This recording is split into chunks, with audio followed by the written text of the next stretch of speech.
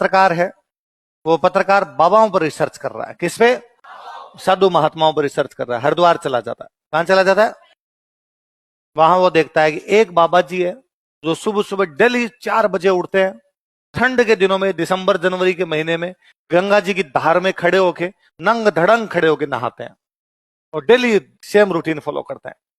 एक दिन उन पत्रकार ने उन बाबा जी कहा कि बाबा जी, सुबह सुबह 4 बजे इतनी ठंड में, इतने ठंडे पानी में, गंगा जी के सामने आती हुई धार में जाके खड़े होते हो, डर नहीं लगता कि कभी गंगा जी अंदर ही रख लेगी?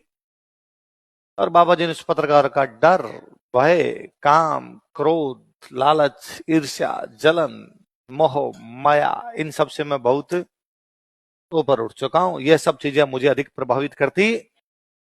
पत्रकार को बाबा जी बड़े प्रभावित करते हैं। यार गजब आदमी है। पत्रकार बाबा जी को फॉलो करता है, डेली बातचीत करता है, डेली मिलता है। एक दिन बाबा जी उस पत्रकार कहते हैं, आओ तुम एक कहानी सुनाता हूं। एक गांव में 2 भाई थे। उनके माता पिता की मृत्यु हो चुकी थी। बड़े भाई की शादी हो रखी थी। बड़ा भाई मेहनत मजदूरी करके घर चलाता था, छोटा भाई पढ़ाई करता था। बड़े भाई का एक ही सपना था कि छोटे भाई को पढ़ा लिखा कर सरकारी नौकरी लगानी है। समय का चक्कर घुमा, गांव में अकाल पड़ा, गांव में मजदूरी मिलनी बंद हो गई, बड़े भाई पर कर्जा हो गया, मांगने वाले घर आने लगे। एक दिन बड़े भाई ने अपनी पत्नी को कहा, इस प्रकार घर पर बैठे बैठे, हाथ पर हाथ धरे बैठे से काम चलेगा नहीं। मैं बाहर जाता हूँ, पैसे कमा कर लाता हूँ, गांव का कर्जा पूरा चुकाता हूँ, तब तक तुम घर संभालना। मैं हर महीने तुम्हें घर के खर्चे के रुपए भेजता रहूंगा, तुम उनसे घर चलाना, छोटे भाई को पढ़ाना, इसकी पढ़ाई बंद होने मत देना। जब मैं खूब सारे रुपए लेकर लौटूंगा तब अपने गांव का कर्जा चुका देंगे। और तुमसे यदि कोई गांव वाला मांगने के लिए है, तुम कहना कि मेरा आदमी घर पर नहीं है। बड़ा भाई रात के अंधेरे में चुपचाप वो गांव छोड़कर किसी दूसरे शहर में कमाने के लिए चला जाता है। अगले दिन जब मांगने वाले आए, उसकी पत्नी ने कहा कि पति घर पर नहीं है। मांगने वाले धीरे धीरे आने बंद हो गए। उस पति ने शुरुआत के 2-3 महीनों में लगातार अपनी पत्नी को पैसे भेजे। वह पत्नी अपने देवर को पढ़ाती रही, अपना घर चलाती रही। 2-3 महीनों बाद में उस व्यक्ति ने पैसे भेजने बंद किए, वो तो ठीक, उसके समाचार मिलने भी बंद हो गए। अब उसकी कोई सूचना नहीं थी।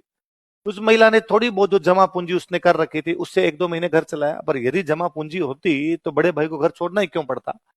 जब पैसे आने बंद हुए, समाचार मिलने बंद हुए, उसने सोचा क्या पता कहीं दूर चले गए कमाने के लिए, पैसे नहीं भेज पाए हो, बाद में भेज देंगे। पर अब घर कैसे चलाया जाए? उस महिला ने मेहनत मजदूरी करना शुरू किया, क्योंकि वो जानती थी कि छोटे जो देवर है मेरा, उसकी पढ़ाई करवानी। पति कह के गए थे कि इसकी पढ़ाई छूटनी नहीं चाहिए।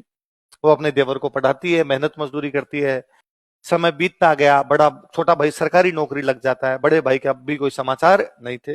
गांव वालों की मीटिंग हुई और यह तय किया गया कि बड़ा भाई मर चुका है, इसलिए अब तक उसका कोई समाचार नहीं है। यदि बड़ा भाई मर चुका है तो उस महिला को विधवा घोषित कर दिया गया, और विधवा महिला पर उसके पीहर वालों का अधिकार होता, तो उसके पिताजी उसको लेकर चले गए। उस महिला का बाप एक शराबी व्यक्ति था। एक दिन वह रात को देखती है कि उसके पिता जो है वो एक सेठ से उसका सौदा कर रहे हैं, इतने रुपए दोगे तो मैं मेरी बेटी को तुम्हें बेच दूंगा। सेठ नेगोशिएशन कर रहा है कि इतने नहीं दूंगा, इतने कम ले लो, और बाप थोड़े रुपए ज्यादा मांग रहा है। वो जब ये कंडीशन देखती उसको लगता है कि यदि मुझे बेच दिया गया, कहीं नौकरानी बनकर रहना पड़ेगा, क्या पता जो लेकर जाए वो आगे और बेच दे, जिंदगी स्लेव जैसी हो जाएगी। वो वहां से भाग जाती है, भागकर वापस अपने देवर के पास आती है। अपने देवर को आकर कहती है मुझे बचाओ, क्योंकि मेरे पिता मुझे बेच रहे हैं। देवर ने उन्हें कहा कि भाई आप पर आपके पिता का अधिकार है, आप विधवा महिला हो, इसलिए मैं क्या कर सकता हूँ इसके अंदर। उसने कहा कि गांव के सामाजिक रीति रिवाज ये कहते हैं कि देवर अपनी भाभी से विवाह कर सकता है, विधवा भाभी से विवाह कर सकता है। गांव में इस प्रकार के नाते होते हैं। तुम मेरे से विवाह कर लो, यदि तुम मुझसे विवाह कर लोगे तो फिर मेरे पर तुम्हारा अधिकार हो जाएगा, और तुम्हारा अधिकार हो जाएगा तो मेरे पिता मुझे बेच नहीं पाएंगे।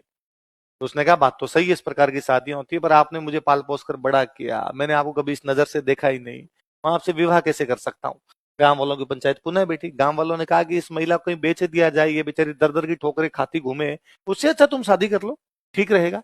वो देवर भाभी आपस में शादी कर लेते हैं, उनके बच्चे हो जाते हैं, हंसी खुशी वो अपना जीवन व्यतीत कर रहे होते हैं। एक दिन बड़ा भाई बहुत सारे धन के साथ वापस लौटता है। उसने पहले तो अपने पत्नी को कहा कि जब मैं कहकर गया था वापस आऊंगा तो तुमने इंतजार क्यों नहीं किया, तो तुमने शादी कैसे कर ली इसके साथ। गांव वाले वापस आए, गांव वालों ने आकर उसे कहा कि भाई जब तेरे समाचार नहीं आए तो ये हमारी पंचायत का निर्णय था कि इस महिला को विधवा घोषित किया गया, और विधवा महिला देवर से शादी कर सकती, इसलिए इन्होंने शादी की। यदि तू जिंदा था, रुपए नहीं भेज पाया, कोई बात नहीं, समाचार तो भेजता, तो हमें वस्तु स्थिति तो पता होती। वो महिला अंदर बैठी बैठी सोचती है कि मेरा पति कौन है, वह जिसके साथ मैं अभी रहती हूँ, जिससे मेरे बच्चे हैं, या वह जो मेरा पहले पति था बाहर आके बैठा है बहुत धन के साथ। हूं गोरी किण पीवरी, हूं गोरी, पीव मतलब पति, गोरी मतलब महिला, मैं अब किसकी पत्नी हूं, मेरा पति कौन है।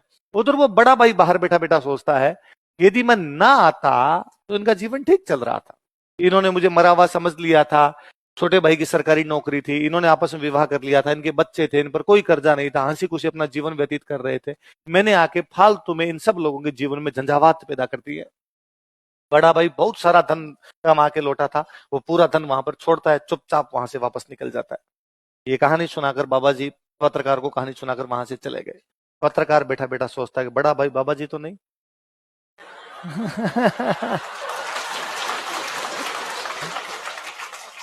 क्योंकि बाबा जी ने शुरू में क्या कहा था, डर भय काम क्रोध मोह माया लालच ईर्ष्या जलन, इन सबसे मैं ऊपर आदमी तभी उठता है जब मोटा झटका लगे। तो आदमी का जीवन तो बदल ही गया था, इसलिए इस टाइटल का नाम क्या बताओ देखे, हूं गौरी किरण प्योरी। क्या नाम है?